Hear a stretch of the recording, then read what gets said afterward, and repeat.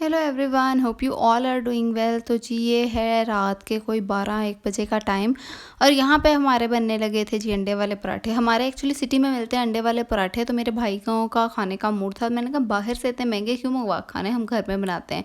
तो गैस तो थी नहीं, तो सिलेंडर पे ही बन रहे थे इस टाइम। यहाँ पे मैंने 2 पेड़े करके रखे हुए हैं, सब्जियाँ वगैरह काट के रखी हैं, अंडे फेंट के रखे हुए हैं। तो बस जी मैंने कहा फटाफट से बनाते हैं।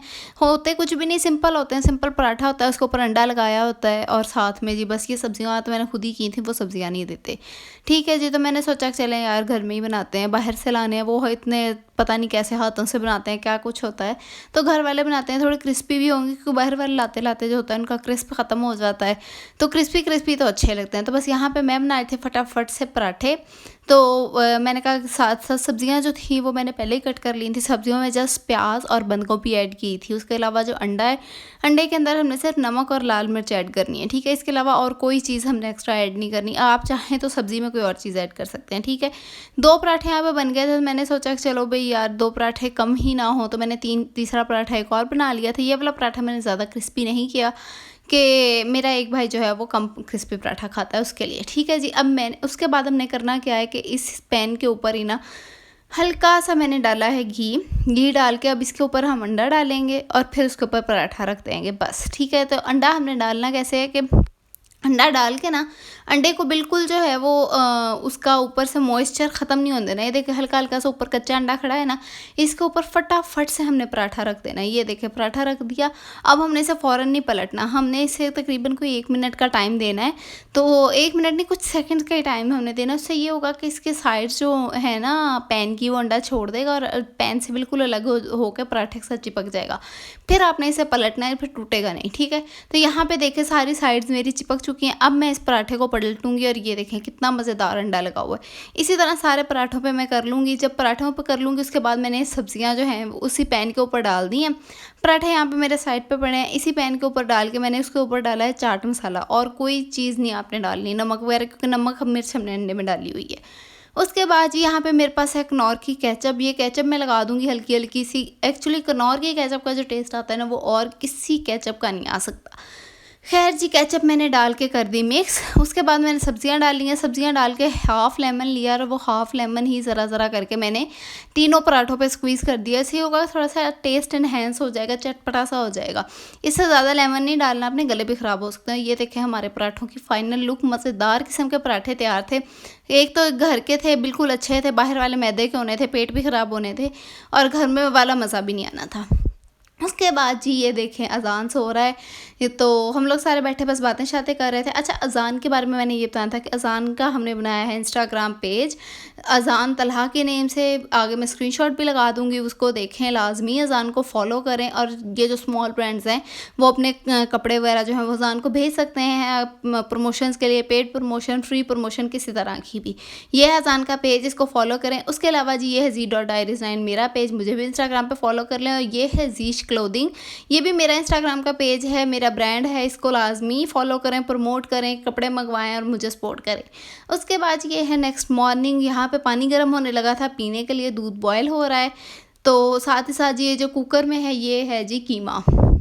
ये मुझे नहीं पता है, सुबह किसी टाइम ना मेरे उठने से पहले ही मेरी सासू माँ ने जो है वो रेडी करके रख दिया था। तो ये कीमा तभी से तैयार है, इसका मैं कुछ नहीं बता सकती, बस इसके अंदर टमाटर डाल के मटर डालने रह गए थे।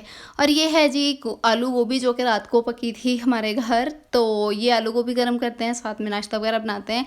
इसके बाद जो है वो नाश्ते का कोई ख़ास क्लिप मैंने जो है वो रिकॉर्ड नहीं किया था, क्योंकि नाश्ता नॉर्मल वही रूटीन में बन रहा। सादी रोटी बनी थी, गोभी के साथ खाई थी। कैसे कहता है खावा जी? खावा जी, चलो नोज तारे, 1 2 3, नोज उतर गई। चलो लाओ लाओ नोज लगाए, पहले नोज लगवाओ। अच्छा जी, तो ये भी नाश्ते का ही क्लिप था। यहाँ पे जी एक लीची है, ये मेरी सासू माँ ने बनाई थी अपने हस्बैंड के लिए, मतलब मेरे ससुर जी के लिए, जो कि मेरे तायाबू भी हैं। तो बस उनको तायाबू को मैंने रोटी दे दी थी वो दोपहर का टाइम हो जाता है तो वो इस टाइम सूखी रोटी खाते हैं सालन के साथ। मैंने उन्हें रोटी दे दी थी, बाकी चम्मच रख दिया था कि वो खा लें।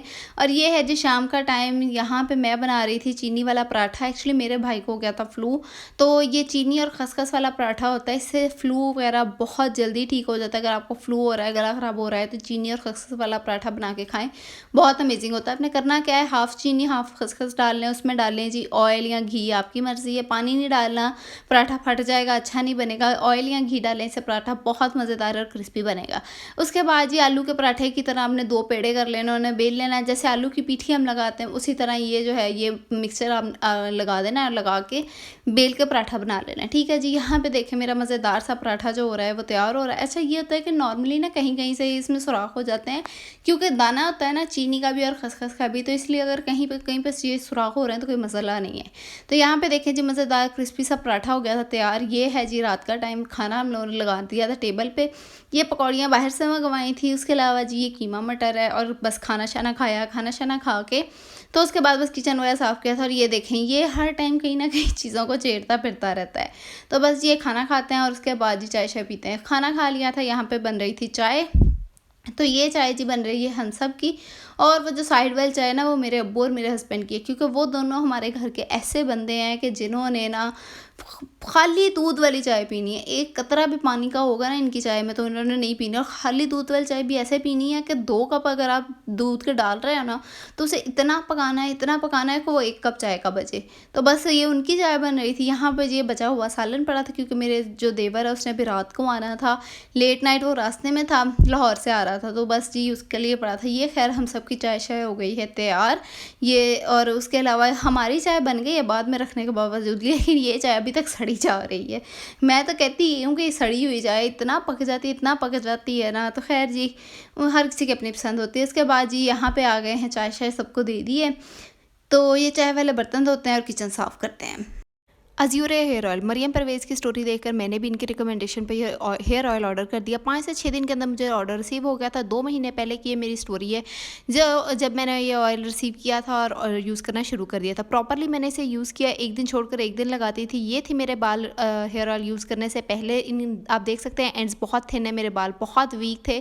प्रॉपरली मैंने इसे यूज़ किया, इसे मैं लगाती थी रूट्स में। उसके बाद जी मसाज करती थी 5 मिनट के लिए, 2 से 3 घंटा छोड़ के मैं इसे वॉश कर देती थी। अच्छा, जिसके बाद ये है इसकी बॉटल। इसके पीछे रिकमेंड किया गया कि आप गर्मियों में 2 से 4 और सर्दियों में 6 घंटे तक यूज़ कर सकते हैं। उसके बाद ये अगर मैं इसकी बात करूँ तो मुझे ये रिसीव हुआ था 1500 में, ये टोटल रिसीव हुआ था। कोई पेड प्रमोशन नहीं है, मैंने खुद ऑर्डर किया था, खुद पेमेंट की थी और खुद ही यूज़ करने के बाद रिव्यू कर रही हूँ। उसके बाद ये टेक्सचर की बात करते हैं तो इसका कलर जो है वो बिल्कुल सरसों के ऑयल जैसा है, देखने में बिल्कुल सरसों का ऑयल लगता है। स्मेल की अगर बात करें तो हल्की सी हार्श है, लेकिन चुभने वाली या बहुत बुरी स्मेल नहीं है, बियरेबल है।